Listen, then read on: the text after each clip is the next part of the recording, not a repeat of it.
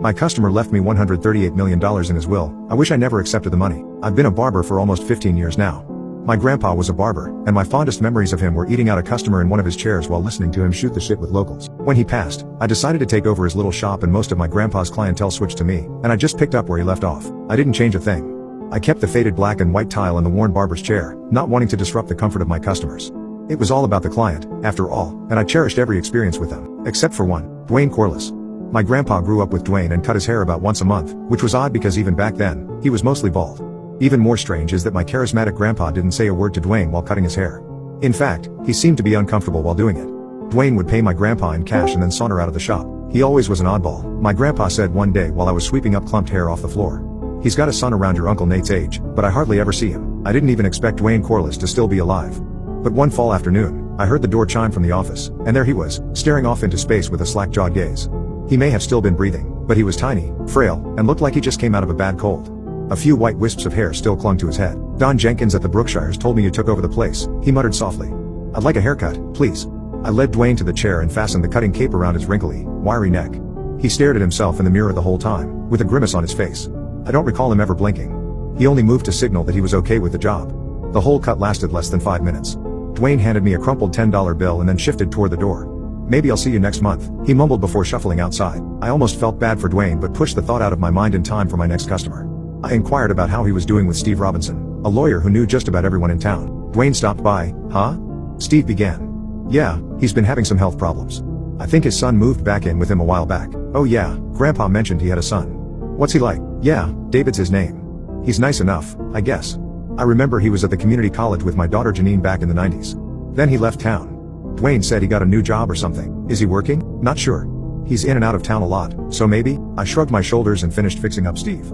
A couple weeks rolled, and I forgot about Dwayne Corliss until he returned to the shop precisely 1 month since I last saw him. This time, I was determined to engage him and reconcile with my grandfather's previous awkwardness. Well hi, Mr. Corliss.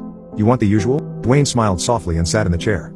I tried to make conversation and got a couple of words out of him. He didn't talk much, but I could tell he enjoyed being spoken to. I cut Dwayne's hair for the next 5 months until one day, he came in looking more sickly than ever. I asked if he was doing okay, but he waved off my concerns. I want you to cut it all off this time, he croaked. It took me less than a minute and he rubbed his almost mummified fingers over his naked head and smiled. Thanks, Johnny. This looks great. I could feel tears welling inside my eyes, somehow knowing this would be the last time I'd see him. Dwayne handed me a $10 bill and walked to the door. Before he would leave, Dwayne would always softly say, see you next month. But this time, he just waved goodbye. 2 weeks later, I got a call from Steve Robinson. Hey, Johnny, wanted to call to tell you that Dwayne Corliss passed away. There won't be a service, but I thought you should know. Damn, I replied. He was a good guy, great customer too. I think we may have even become friends. Steve cleared his throat. See, well, that's not exactly what I'm calling about, Johnny. You know, I'm just about everyone's lawyer in this town. I did Dwayne's will, and well, he left you a good chunk of change. I flew to Steve's office in my truck, my mind racing. What in the hell was going on? I hardly knew Dwayne. Why on earth would he leave me something in his will? Steve noticed my confusion when I entered his office and poured me a hefty glass of bourbon before reading Dwayne's will. A man I hardly knew left me $138 million. I gulped down the whiskey, hoping it would calm my nerves, but I could still feel my hands shaking under Steve's desk. There's one thing I need to show you, though, Steve began, and I could sense some discomfort in his voice. He handed me a letter that was scrawled in shaky handwriting. Dear Johnny, I wanted to thank you and Nelson for taking care of me all these years. Since Nelson is gone, I want to leave this gift for you. Hopefully, you can spruce up the shop. My only ask is that you cut my son Davy's hair too. It's always so messy. D.W. Corliss. I went back to the shop and I placed a call to the number Steve gave me, but it went straight to voicemail. I left a message for David, expressing my condolences and eagerness to cut his hair. The following afternoon, I heard the bell chime and saw a man. As I approached him, I realized it was David. I extended my hand. You must be David. Please, call me Davy, he replied, shaking my hand weakly. His voice was soft and meek like his father's. Davy examined me, and I felt his eyes drifting toward my hair, growing wide in excitement. Dad said you were the best at cutting hair. Can you make mine look like yours? I laughed, genuinely enjoying the compliment. I can make your hair look even better. Davy grinned and hurried over to my chair. Davy wasn't as chatty as some of my other customers, but he certainly talked more than his father. He spent a lot of time traveling for work as a truck driver, but he liked the long hours on the road. We chatted briefly about current events when Davy asked if I had a girlfriend. I told him I did, and he seemed to be slightly disappointed. I'm still looking for the right gal, he said quietly, hoping a new look will help with that. The men in this town are always too concerned about how manly they are, I said while handing Davy the conditioner. But I promise your hair will look healthier if you shower with this. Davy's eyes lit up. Well, I can't believe how great I look now. Can't wait to try this out. I told Davy his haircuts would be on the house in memory of his father. He shook my hand in gratitude and then bolted out of the shop. A couple months went by before he came in for another cut. "Hey, Johnny. That conditioner sure did help," Davey exclaimed when he came back into the store. His hair looked even longer than when he previously showed up at my shop. It looked thicker and had a deeper, more vibrant golden blonde color. I smiled and began to cut his hair, chatting with Davey about what was new with him. But I kept getting distracted by how great his hair looked.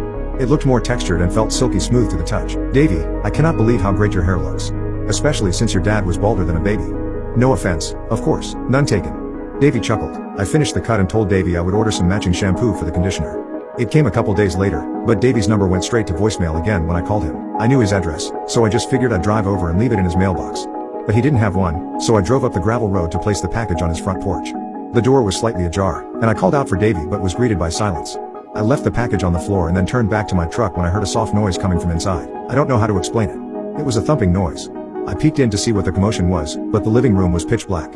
I stepped into the house, and the outdated wood panel walls were littered with family photos, and I stopped to look at them. The first few were of a young Dwayne and a pretty woman with long blonde hair, who I suspected to be Davey's mom. I followed the frames chronologically until I stopped at a picture of Davey and Dwayne at what looked like his high school graduation. The woman was missing from the photo, and Davey and his father looked somber instead of smiling. Davey was holding his graduation cap in his hands, and I was a little confused when I glanced at the top of his head. Like his father, he was already beginning to bald. I heard the thumping noise again, but this time it sounded even louder. Curious, I followed the noise to a room at the end of the hallway. I knocked on the door and called out Davey's name but didn't get a response. "This is crazy," I muttered under my breath, but before I could turn around, I heard the thump again. I'm not sure what washed over me, but every time I heard that damn noise, I felt like something was off. I opened the door and almost let out a yelp. On top of the dresser were 5 decaying mannequin heads. Each head was wearing a wig. I tiptoed to the dresser and studied the wigs. They were all blonde and shorter, except for the first wig, which looked ancient. These wigs looked well made and expensive. I doubt they were crafted from synthetic hair. The wig at the end looked similar to Davey's hair when he first came to my shop, and I saw the cuts I made with my scissors on the top. Why was Davey having me cut his wigs? Did he want to make the facade look as real as possible? I heard the thump again, deducing that it came from the bathroom. It sounded different though, wet and sloshy, like someone was trying to get out of a bathtub. I crept to the bathroom and peered around the side end. Inside the tub was a tied-up man. The top of his head was scalped. The man turned to look at me, his eyes grew wide, and he started screaming from the duct tape under his mouth. I frantically called 911 and placed a towel over the man to stop the bleeding. When Davey returned home not 10 minutes later, he was greeted by the entire police department. I remember seeing him hold his hands up in the front seat of his car as he was swarmed by armed officers. We made eye contact as he was being hauled away. I made it look real, didn't I, Johnny? The new police chief Don Henderson, another of my customers, called me a few days later with some details. The state police came in and found 5 people's bodies underneath the Corliss household's floorboards. One of those bodies was Davey's mother, who had unknowingly been removed from her resting place in the county cemetery. Dwayne Corliss made several calls to the police over the years but gave up after they never looked into his concerns. Each victim was a man who had blonde hair. Davey confessed to the murders, but Chief Henderson thinks the state police will connect him to at least 10 more. They also found a journal in which Davey laments his hair loss and believes it was why he could never find love. I read the journal in a PDF file, and he spends half of the book blaming his mother. He talks about seeing hitchhikers on the road with blonde hair and goes into detail about his envy of them. The delusions grew more intense as the years went by. Davey began to kill the hitchhikers and scalp them, hoping to create the perfect wig to restore his youth. His latest victim, a missing college student, would have certainly perished had Davey not run out of toupee glue. I closed the shop for 2 weeks, still unable to comprehend that, for the time being, I was cutting the hair of a dead person on Davey's head. I'm not sure if I'll be able to find the courage to reopen. Yesterday, Davey's trial began. I was there in attendance and watched the officers bring Davey out in cuffs. He was bald like his father. He turned to look at me and grinned. A chill went down my spine. For maybe the first time in my life, I was happy that my hair was brown.